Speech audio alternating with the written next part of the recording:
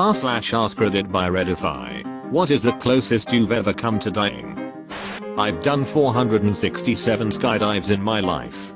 But the one I remember the most is jump 212. It's hard to forget about a skydive when your main parachute doesn't work. I was training with my 4-man skydiving team in Southern California. It was a sunny day with blue skies and not a cloud in sight. We were doing 4-way relative work, where you complete as many acrobatics and formations as you can in 35 seconds. 4-way relative work is akin to a military drill team, with the exception that you're rocketing toward the ground at 120 miles per hour. My team exited the plane at 10,500 feet. The first half of the jump went well, and we completed 16 formations. At 3,000 feet the break-off altitude, our audible altitude alarms beeped in our ears. We turned away from each other and flew across the sky in opposite directions. When I'd cleared my teammates' airspace, I deployed my parachute at 2,000 feet. I instantly knew something was wrong. Instead of my parachute opening overhead, it was horizontal to my body. The lines connecting to my parachute were twisted up, which is similar to a person spinning themselves around on a swing. I was plummeting toward the earth at 50 miles per hour. There was no way I could land my main parachute, but that's why you have a reserve. I looked at my altimeter. 1,500 feet. Every skydiver wears a backpack style parachute, and below the shoulder harness, there's a handle on your right side that enables you to cut away your main parachute. But I'd never had an emergency before, and when I tried to pull the cutaway handle it wouldn't budge. A person never knows how they're going to react in a crisis situation until they're faced with one. How would I respond? Surprisingly, I didn't panic. I achieved a sense of calm I'd never experienced before. Everything slowed down, and I heard my skydiving instructor's voice. On your first cutaway the handle might stick. He'd once told me. So if that happens try peeling the handle instead of pulling it. His words flashed through my mind in milliseconds. I heeded his advice and peeled my cutaway handle this time. My main parachute disconnected and I was back in free fall. I slipped my hand through the metal D-ring on my left side and deployed my reserve. A few moments later, I had a glorious white canopy overhead. I was at 900 feet, but I was safe.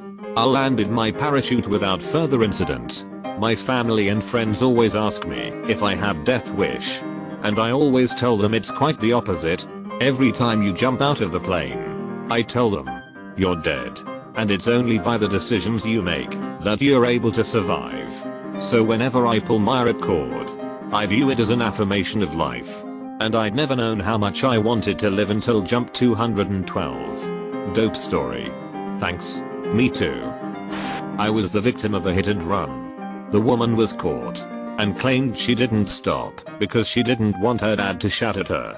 She was in her late 30s. I was the victim of a hit and run a few years ago. Wasn't that bad. No hospital, in a busy intersection.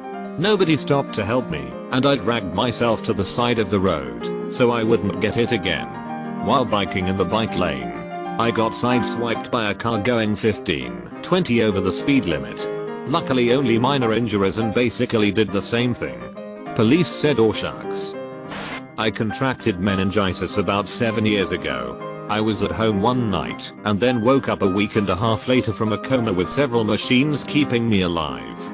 The doctors told my family to say their goodbyes as they said I was going to die and had my last rites read to me and everything. I eventually started to get better, although I contracted sepsis in the hospital too, and relearned how to breathe on my own. Then learned how to swallow and move my fingers.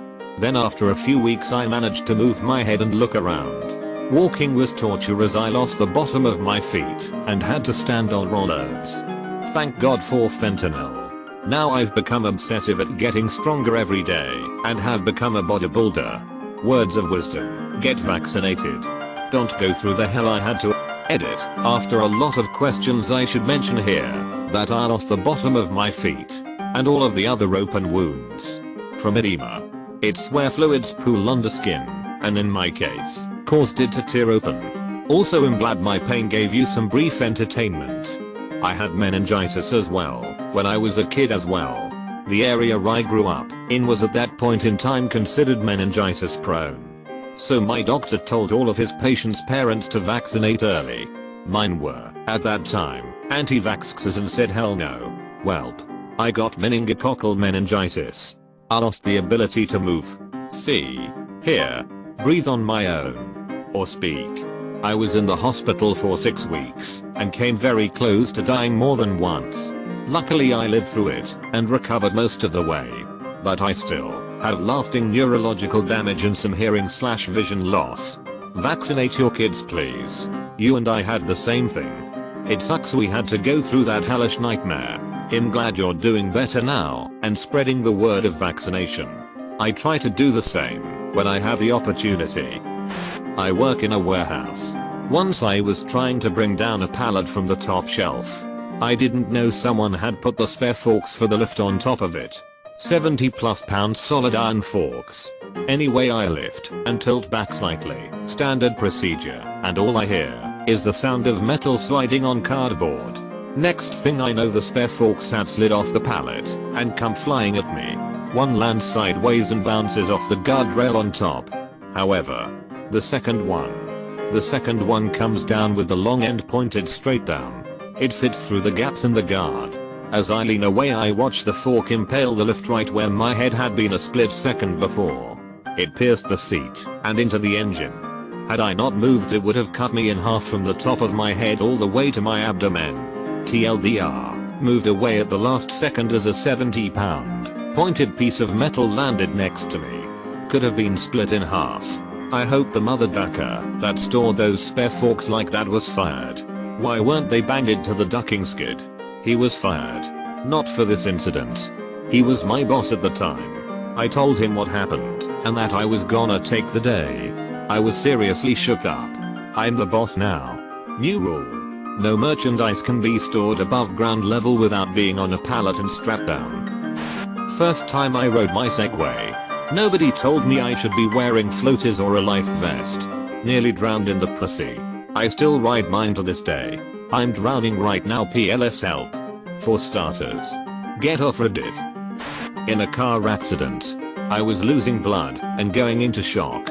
And half my bones on my left side were broken and dislocated. If the firefighters hadn't found me crawling back to the road I probably wouldn't have lasted much longer. Edit. Wow. I'm overwhelmed and grateful for all the kind and inquisitive responses. Thank you. As you might imagine. My accident and the physical and psychological effects are a little hard to talk about. But I'll try to respond to everyone over the next few days. All in all I'm pretty well all good now. But it's taken quite a bit of work over the last few years. Did you suffer any permanent damage? I dislocated and shattered my hip. Broke my pelvis. Femur and foreribs, and lacerated my forehead. I still have some very partial numbness in my leg from some nerve damage. But other than a big scar and some pins/bolts in my leg it's like nothing happened. I still have some PTSD and stuff but that's slowly going away with therapy. I had some intense rehab/physiotherapy to get me walking again. And the recovery took about a full year to return to normal but now, 5 years later, I'm active, I'm running again. I finished my degree and I'm feeling great. I still am thankful every day though. For the work my surgeon, nurses and rescue workers did in saving me and fixing me up. Edit. Thanks for the kind responses. Drowning. It was sheer panic at the start. Trying to reach for something that's not there. Seeing bright lights sparkle. And just accepting that it's over. It was calm. Really calm after a while. Thank God. My friend pulled me up. Thanks friend. How did you end up in that situation? Me and my friends went for a beach house weekend. Was high and drunk at the same time. Decided to swim from one side of the pool to another. Mind you the pool is tiny. As I was swimming, I tried reaching for the edge, and it wasn't there, so I panicked. Real bad. Worst thing is, my friends thought I was just joking, as I was flaying my hands in the air. I legit heard laughter while I was underwater. Laughter. Sheer panic. Bright lights. Calm. I did a tour of duty in Iraq right in 2004, 2005, so there were several moments. But the worst one was when a few of us were walking down to the dining facility to eat. It was about a half-mile walk inside our base. We get about halfway there and we hear mortar shells screaming in and start landing around us.